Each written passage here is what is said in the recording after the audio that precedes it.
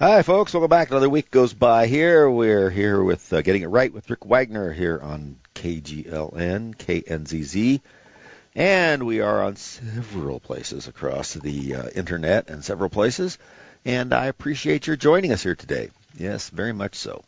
And, well, let's jump right in, shall we? Because one of the things we like to do on this show is to talk about some things in depth that don't seem to get covered very much, but I think are important to know or helpful to know. And since we live in a world where important topics are usually debated by one newscaster debating another one, it isn't as easy to get the kind of information we might like to have. And if you watch the congressional hearings, you'll get no information. Well, that's not true. You'll get information. You'll decide that many people in Congress have more than at least mild to very serious personality disorders, and maybe a little bit more than that. That is what you get out of listening to the hearings. Do you get any real information about what? No, not really. It's I'm giving the benefit of the doubt. I would say you don't get any. I would say about what you're interested in. One of the things this week that popped up that I don't feel like was covered enough popped up in a couple different places, but this has to do with the Iran war, which I'm assuming is still going on today. We're deploying interesting systems into that. Now remember, the story is, and I think it is true, is that their defense capability, particularly air defense capability, is like the military likes to call it, degraded, right? We would say destroyed. And they haven't been able to do much in terms of anti-missile or aircraft for quite some time since we started this. Their main ability to inflict damage is by flying little drones into things, which can be very damaging, or very fast, as they like to call, mosquito boats that race around and try and place landmines on ships in the Strait of Hormuz, things like that.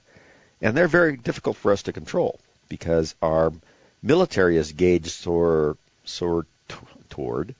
a more aggressive theater of operation that involves larger weaponry. And we're not at that point now. We have very expensive defense measures, some of which cost 100 times more than what they're deploying against, which is not the greatest way to spend money. But on the same time, you have to look at what they're defending. What they're defending is very expensive, too. So it's a numbers game. And you may know that Pete Hegseth, the Secretary of War, requested, I think, $1.2 trillion a budget. And a lot of it has to go towards replacing weaponry we've been blowing up, essentially. And so I watched a hearing with Secretary Hegseth and some of the geniuses of the left. Of course, we don't want to leave out, the people that are really into it, like Secretary Blumenthal from Connecticut, who had forgotten that, in fact, he was not serving in Vietnam during the Vietnam War. Despite the fact he told everybody that, just slipped his mind. He was in a bar. It had some ferns in it. He thought maybe it was Vietnam. That, it's a mistake. He, of course, is all over him. And, of course, our good friend Elizabeth Warren was, she has a very bird-like way about her. It's hard to watch sometimes. You're afraid she might scatter like a pigeon at any moment because she's so worked up. Anyway, so one of the things that came up that's been in the news is the United States is deploying the Dark Eagle hypersonic missile system. It's kind of a cool name, but it's a theater level, so it's a medium range is really what it is. I did some notes on this stuff, and it's conventional precision strike weapon. Far as we can tell in the public, its range is about 1,725 miles, something like that. So, and remember, some of these things about range and speed and so forth, that it's available to the public is not always the correct information, which makes some sense. Usually it's a little low, or sometimes just wrong if people are trying to, in China, trying to write that down. And it's interesting because, as you know, hypersonic weapons, the idea behind them is that they move so fast that conventional countermeasures cannot intercept them. And there are 2 or 3 different kinds anymore. And you also may recall that some of the first were being used by Russia. Russia's fired maybe 2 or 3 of them during this latter stages of this Ukraine war. And that's been it so far. As you might guess, they're quite expensive. And there's 2 or 3 variations. This one, of course, because we're high-tech more than anything, is what's called a boost glide hypersonic weapon. That sounds pretty good, doesn't it? A rocket booster launches this thing into a high altitude at a pretty good speed. Then they release what they call the Common Hypersonic Glide Body. That thing glides towards the target at a hypersonic velocity, and that is always pretty much over Mach 5. Now, for those of you that just can't do the numbers in your head, Mach 5 is anything over about 3,800 miles an hour. So 3,800 to 3,900 miles per hour. Mach is about 760 miles per hour measured at sea level. So if it's actually Mach 5 and it was at sea level, it would be 3,835. I actually took the calculator to that one. So this missile's glide body speed and its flatter trajectory and maneuverability make it harder to detect. They can't track it, predict, and it's very impossible, almost impossible to intercept them with traditional ballistic missiles. I mean, it's a conventional weapon. So far, we haven't had any kind of nuclear association with those, at least not the public doesn't know. It's not a mass destruction weapon. It's a rapid, as they like to say in the description, a rapid precision defeat of critical nodes, which, if you look that up, is that it's really targeted towards air defense complexes, other missile launchers, command and control sites, long-range areas behind enemy lines, sensor systems, and some of these other high payoff targets, right? And the Army is using these things, and they usually send them out in 4 launcher trucks, and each of these launcher trucks carries 2 missiles. And they have a battery operations center and equipment, and it's all hardened so they can't have too much in the way of EMP interference with them. And so you might guess that they're more expensive than you would possibly imagine. And we're not exactly sure how much they are. The Army's had this prototype equipment since, I don't know, a year and a half ago. Like I said, we were a little bit behind in this. And the Russians had this hypersonic capability really before we did. And that's hard to say. The Russians are much more interested in deploying things without as much testing and tweaking as we are. It's also what the Chinese do. The Chinese are very much, when they steal technology, the way they get ahead of us is they steal technology, usually from us, reverse engineer it, because they have a lot of engineers and they're smart people, and then they proceed with their own testing. Well, they don't put the sort of guardrails on testing what we do. A couple of people get blown up. It's a big deal over here. A couple of people get blown up there. It's like, a Tuesday. So they can make progress on these kinds of things once they get the tech faster than us, because their testing process is a lot more loosey-goosey, I think is the scientific word for that. So these glide body hypersonics, what it does, and I love these terms, strategic compression of time. In other words, it's really fast. And once again, hard to avoid. Now, why we're deploying them over there is a better question. Supposedly, and I think this is all true, like I said, we've knocked out all of their real effective anti-aircraft, really much all their air defenses. So to bring in a hypersonic weapon that it seems like overkill, right? I mean, they can't shoot down the other stuff we're shooting in there now. So I think this is an opportunity, one, to show a little bit of America might and to do some field testing for weaponry. It's interesting how often that happens. You don't like to think of it as just, seeing everything you can blow up, but at some point it has to be used in the field. So, hey, folks, welcome back. Rick Wagner here, still here, getting it right on KNZZ, KGLN, the internet, podcasting, and, I don't know. I mean, I'm expecting aliens at any time, and I want to hear what they think about the program. I want to spend this segment talking a little bit about this political violence on the left that we have, and how it gets framed back at us, and it's just enough. Some of you may have seen, and I didn't, but I got a piece emailed to me of an argument with Harold Ford Jr. and Greg Gutfeld on the 5, which is on Fox News, if you have that. And Harold Ford Jr. is usually, I think he's a very nice guy, is usually, he's a Democrat, he's on that side, but, he's not insane about it usually. Well, this time when they were talking about this Cole Allen, I believe is his name, that wanted to shoot Trump or somebody, and did, in fact, shoot a Secret Service, a uniformed Secret Service agent who I believe was hit probably with buckshot, because if you read what Mr. Allen was talking about, he was talking about he was going to get buckshot because we won't over-penetrate. Yeah, it doesn't over-penetrate, but it does spread out pretty good if you shoot from a distance. So I'm not exactly sure that is quite the surgical strike that he had in mind. My guess is that he is not a very conversant with firearms. Anyway, so this violence on both sides, this is what Harold said, well, there's violence on both sides, and that kind of set Greg Gutfeld off. And I think it started to set other people off, too, because it's enough, isn't it? It's just enough of that nonsense. It's not the same on both sides. There is some on the right, but a lot less than there is on the left. And if you spend some time visiting some of the mainstream left sites, you'll see a lot of crazy rhetoric.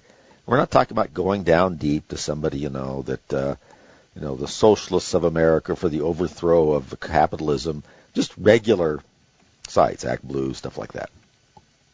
They're pretty far out there, and they're not happy, and there's a lot of violent rhetoric. And like to pretend it's all on both sides. And, of course, it's not really, because in their mind it's all on our side. And the only reason people on the left lash out is because they're set up by the people on the right. It's not their fault. It's because all these conservatives are doing things that are just wildly, just drive people crazy on the left because they care about the country and freedom. We on the right apparently don't. And, of course, they need to stop that because they need to stop fascism, even though they don't seem to understand it at all. They couldn't do 3 principles of fascism if somebody told them they had to do it. And, of course, the people at the top are all some version of Hitler and the Nazi gang.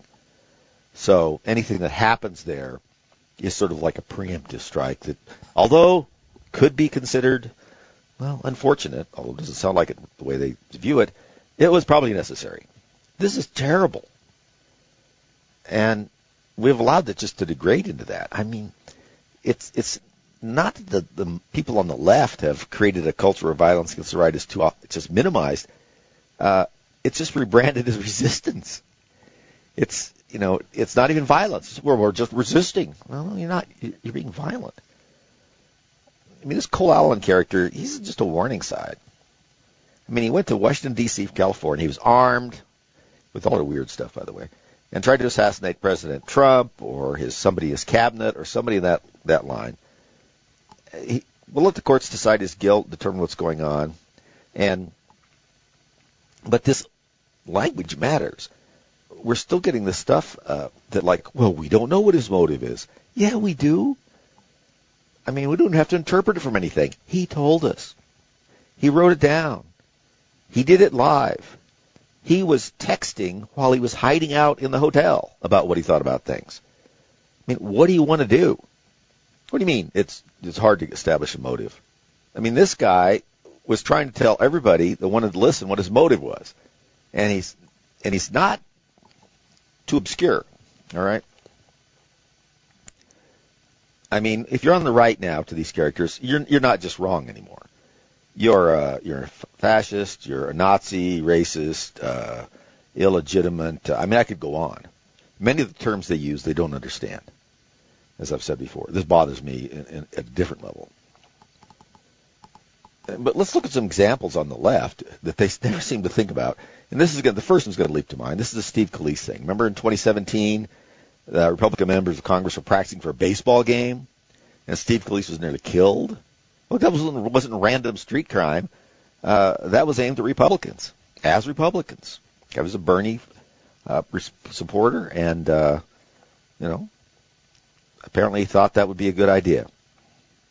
And then you look at Brett Kavanaugh case. 2022, I think is this. Yeah, remember this guy that traveled to Kavanaugh's home with some weapons after the Dobbs decision on abortion? And they managed to grab him, even though we've been talking about violence before anything happened. And that was at a Supreme Court justice that just over one issue. And if you want to see the really crazy, for some reason, it's the Tesla attacks. How crazy were those? I mean, those weren't direct attacks on people per se, although they really are. People that own those things, produce those things, make those things, whatever the case may be, it was an attack. I mean, the vehicles, the dealerships, charging stations, arson, gunfire, vandalism. And it wasn't just property. It was all symbolic. It was political. And there were people who were proud of it. But it's a cultural disease to be like that. You label your opponent as evil, then act shocked when someone treats evil as something they should destroy. Well, how shocking on that. It's sort of some sort of weird permission structure, isn't it? And our good friend Van Jones from the left did say this week that one thing he hoped about this shooter, and I'm going to give him credit for this, was that he didn't get Luigi'd. Luigi, who shot the executive from United Health, just jumped out, shot him in the head, and he gets sort of a weird hero treatment to certain brain-addled people on the left. And Van Jones said he hopes that doesn't happen with this guy. And I thought, well, the fact that I regard that as being kind of a nice thing from somebody on the left is a problem. It shouldn't have to be said. Of course, he also said that we don't know if he was going to shoot Democrats or Republicans. Yeah, we do. What a stupid thing to say. Those kinds of statements are made to people who they assume are apparently unhinged or incapable of reading or have an auditory problem and cannot hear, TV, radio, microwave, whatever the heck it is. I mean, come on. Who's watching you that doesn't know that? And if they believe that, it's because they want to, not because it's true. It was that is a little bit. I mean, rhetoric matters on this stuff, especially when these powerful people get up there.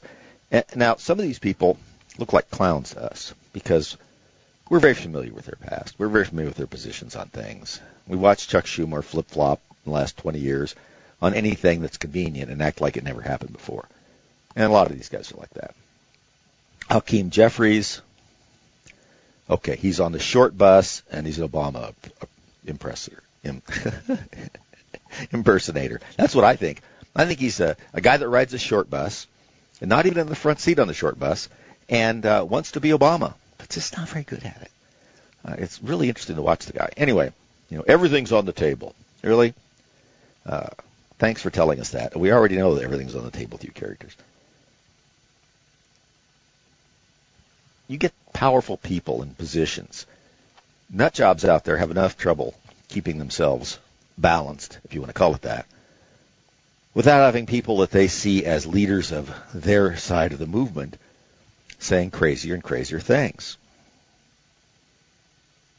We have to be careful of ourselves. We don't want to copy the worst habits, but we can't be bullied into silence either. And it's fair to say that the left has a political violence problem, and it's worse than the right by far. We also can say that the media treats left-wing violence differently than if somebody has a Trump sticker or a hat and something happens.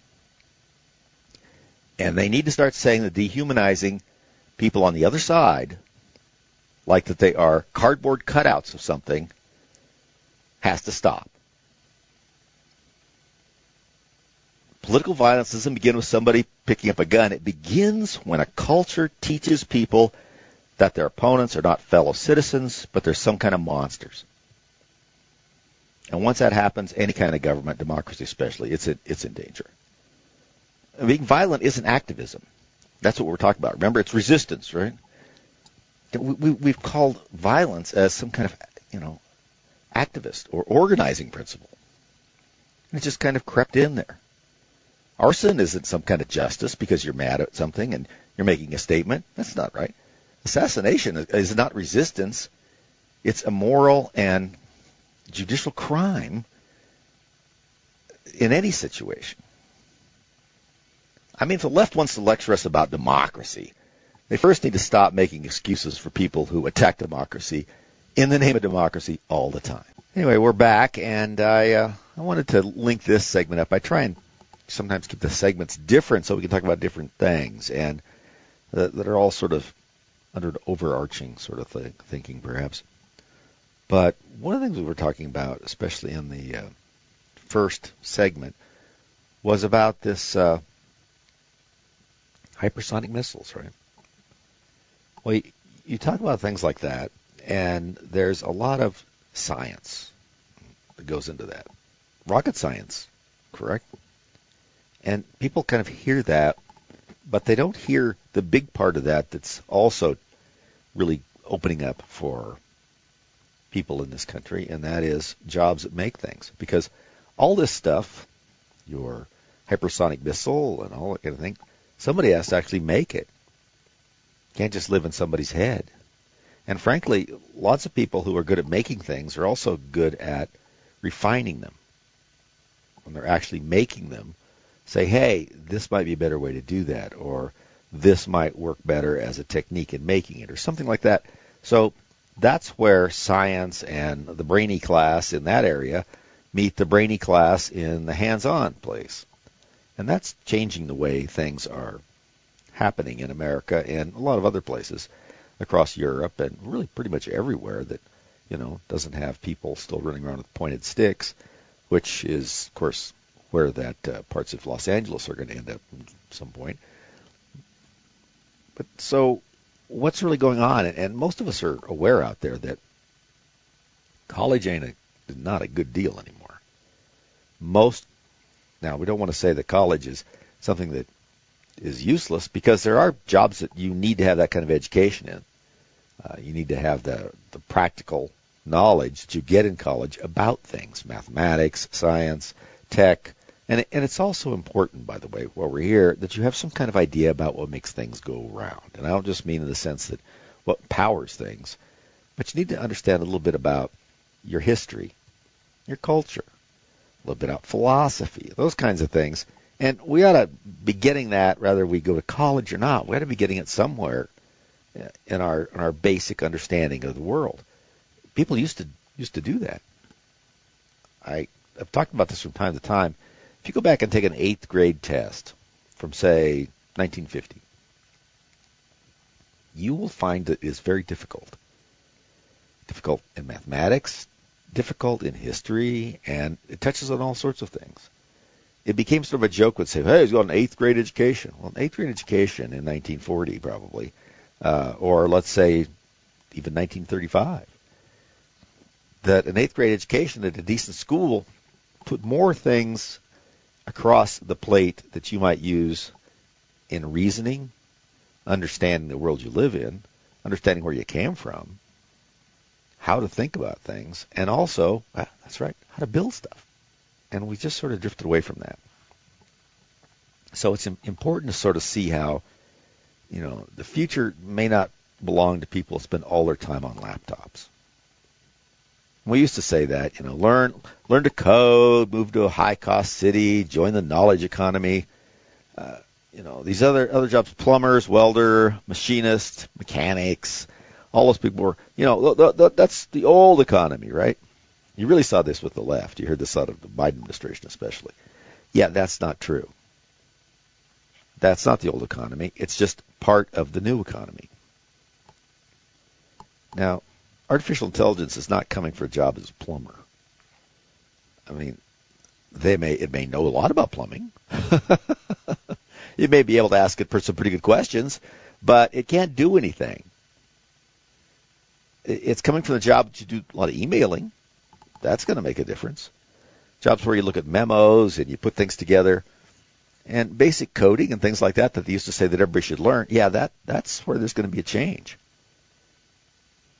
graduate students that are studying in AI worry their jobs may disappear. That's when they do these surveys is, okay, these people are studying artificial intelligence engineering. I've taken a couple courses in that myself, and it's very interesting because I want to be able to operate things for the benefit of, well, myself, but also for the benefit of my work. Look, if they're going to start shifting things more and more to artificial intelligence and using those kinds of tools in things like law and insurance and stuff like that, I want to know about it because that's what I work in. And I want to understand how they're using it. I want to understand how we can use it effectively ourselves and how we challenge it when it's used too much on the other side. So you got to know these things. Just because a generation of America was told that the safe job was behind some kind of screen, it's odd, but AI really proves the opposite. The screen is telling people that we need people who know how to build. Some people, less of them perhaps, can use AI to come up with theoretical ideas, plans, drawings, stuff like that. But putting it into motion, that's what's coming.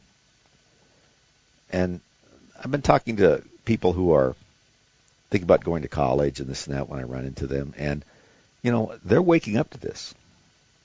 And if we're going to be successful in things like, oh, I don't know, everything from making a better can opener, assuming anybody uses cans anymore, that may disappear too, to weapon systems. Nobody likes to talk about defense, by the way. People at Google and Anthropic and all these places, they don't want them to work with the Defense Department. I guess that's the Department of War now. Either way, they think, oh, that's awful. That's just, well, okay, that would be a fine idea that, you know, we don't want to make things more efficient at, like they like to say, we don't want to make more efficient killing machines. And this. Well, that doesn't sound like the right path, no. But that's not exactly right, is it? The problem is that if we don't do it and create something where we have a defense against other people doing it, we don't have many examples in world history of people who were complete pacifists or didn't protect themselves or what belonged to them. No, they didn't last very long. They didn't leave a marked impact. Doesn't mean they weren't good people. Doesn't mean they didn't have some pretty good ideas here and there. But if you can't defend those ideas and defend what you create, other people will take it. They don't even have to be evil. It's just sort of a process of assimilation that goes on. So you have to have that. And to say that you're not going to use your technical skills in defense of your country or defense of your culture or whatever else you want to say is, well, I think the very technical term is it's stupid. What do you think is going to happen? Somebody that doesn't have our best interest at heart, that would like to take over the world, and that seems to be a common refrain from, I don't know, since the world seemed to pop into existence, they're going to use that whenever they can. So if you just want to withdraw from that, you do so at your own peril. And chances are that you'll become a peasant class to somebody that is maybe not very nice. You may be nicer. You may not like the idea of war or machines that facilitate that.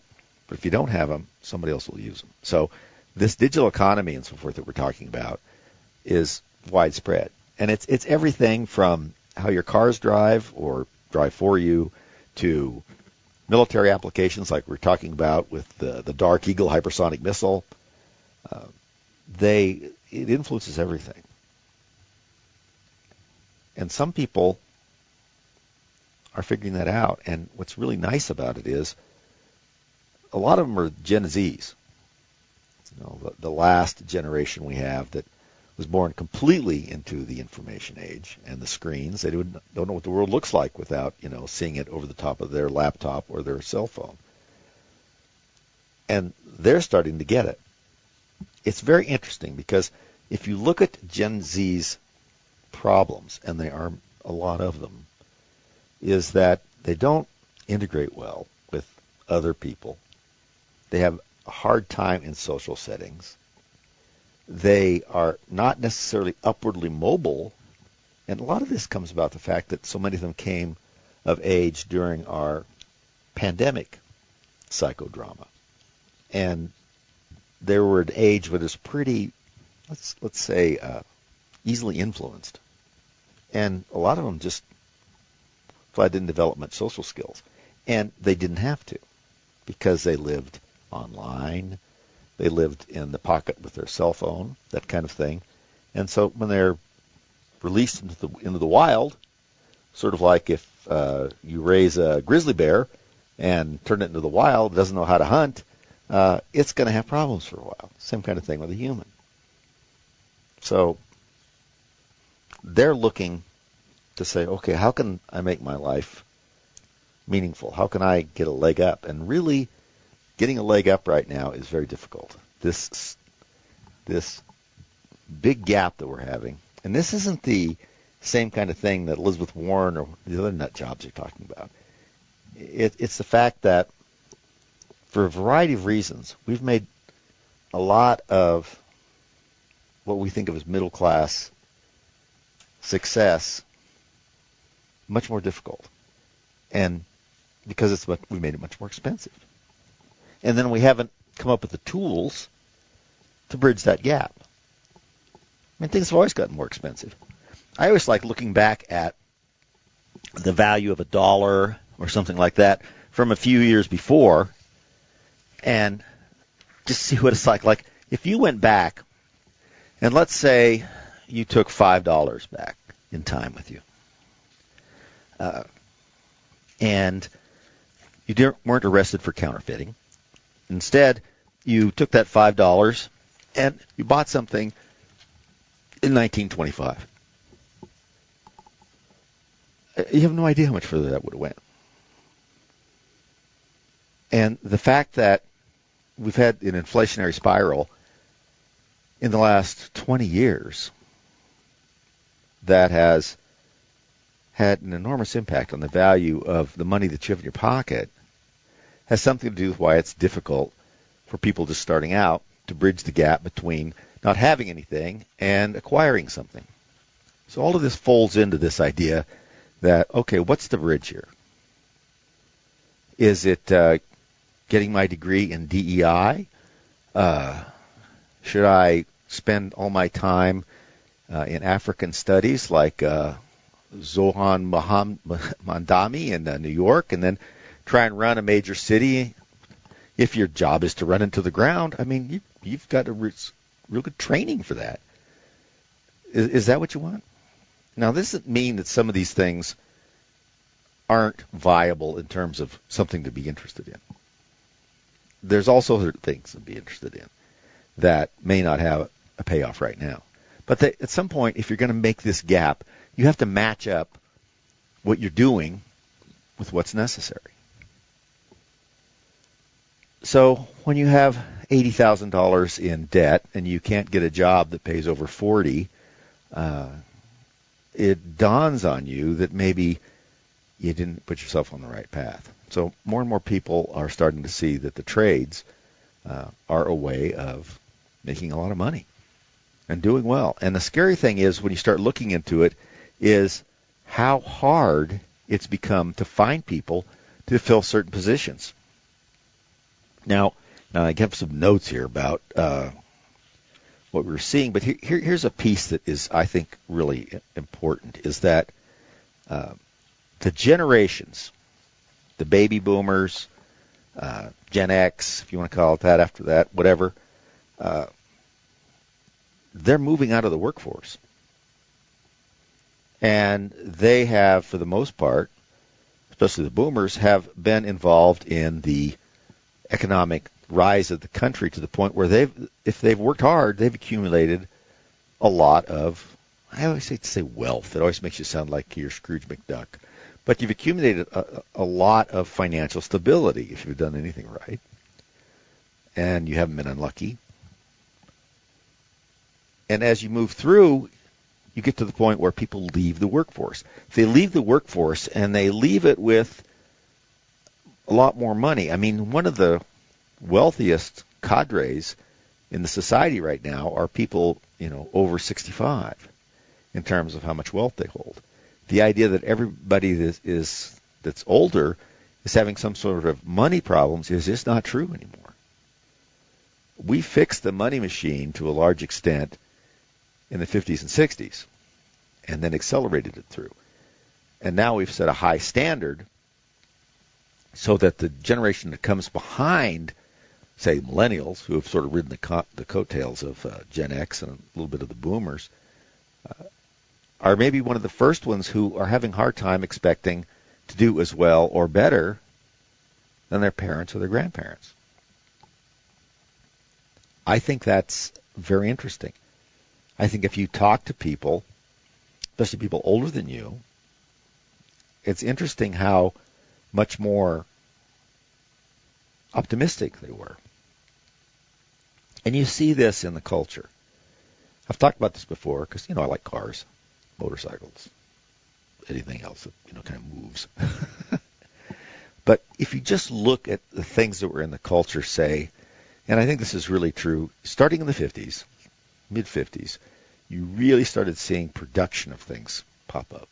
And it was sort of a feeling of excess, and not in a bad way, not in sort of like a, 1929, let's party till the world collapses. But you started to see cars bigger, heavier, more ornate, fancier, doing more things. And think about that, because these are people that had come out of World War II where they couldn't buy a new car. And they put their heads down and started creating things that they wanted. And you see that in the product. The product tells you something about the thinking. And then as you move into the late 50s and 60s, you start seeing that, as I like to refer to it, that rocket age stuff. Right? Everything is forward-looking. The cars kind of look like rockets, right? You have engines, a Rocket 88. Look at the side of a 63 Thunderbird. Think like the convertible. If you look at it carefully, it looks like the side looks kind of like a rocket, and if you stand behind it, it looks like the tail end of a rocket, like where the flames would come out. All that stuff was indicative of what people were thinking about. And then you start seeing what happened in the late 70s when people were starting to have a hard time. You see it in the products. Some of the worst looking cars in the world come out of that. And the weirdest ideas about trying to power something. For instance, my favorite thing to see was that you take, because gas was expensive and everything else, thank you, Jimmy Carter, that cars, we had a lot more turbos on them. Now, we think of turbos for the most part as something out of sports cars, race cars, right? Well, they started bolting them on because they had very underpowered cars to try and get gas mileage out of them. And they put a turbo on it to give it some boost so you could get some energy to do something like, pass maybe a horse-drawn cart, something like that. Well, that's really no way to run a railroad, because what happens is that the turbos at those times would wear out because they were being used, practically all the time. And it wasn't a boost, it was just the whole thing. And to me, that wrapped up the thinking. We were limping along. We were trying to, find a way, and we were bolting stuff on just to try and get past it. And when you get back to the 80s, and you get to the Ronald Reagan period, you see things that loosen up. Cars get more interesting looking. We're still stuck with the EPA things, but there's a reflection. When you look at the world around you and you think about what were people interested in, when did the Jetsons come out, right? Early 60s. Why was it a popular show? Because people thought it would be cool to live like that. Now, I'm still waiting for my flying car. I keep seeing pictures of it. Matter of fact, I can go look at like a Popular Mechanics from like 1963, and I should have had a flying car by now. I'm also looking for a house that goes up and down so that when the weather's bad, I can have it shoot up in the air above the clouds, but I haven't seen that either. Right now, houses that move uncontrollably are thought to be, problems. So the world reflects what you need and what you change in. And when all you concentrate on is AI and grievance politics, the world looks pretty, well, it looks pretty difficult. And people who are turning away from that are out there. The reason I want to talk about this time, it's an optimistic time. Are there going to be a lot of layoffs? Yeah, there are. Have there always been layoffs and changes whenever there's been a technological jump? Of course there has. Ask people in department stores over time as more and more people start shopping on the internet. Stores that were once the cat's meow, as it were, just couldn't stay open. It was a change. It was a drift. Well, we have the same thing now. So look around and you'll start seeing where the culture's going, where the economy is going, and where people are going in the products that we see around us. How they're marketed, how they're used, and frankly, what they look like. I'm encouraged that we're seeing cars that look pretty cool anymore. I think we might be headed the right direction. Look at the new Corvettes. Granted, yes, they try and look a little too much for my taste like a Lamborghini, but all of a sudden, they're even more forward-looking. And there's other cars that are trying to do that. And we're seeing some of the electric vehicles take some huge jumps forward, right? I mean, Tesla is, well, it's not a car company, it's a technology company. And if you're driving one, you have a lot of power, electric power and so forth. And, you've gone from having a sports car maybe to driving an iPad, a really cool iPad. And so what does all that mean? It means that we're entering an age where we need to marry up the idea of technology with action. We need people who can do things and understand why they need to do them in connection with technology. I just think that it's a very optimistic time, really, if you ignore, the left.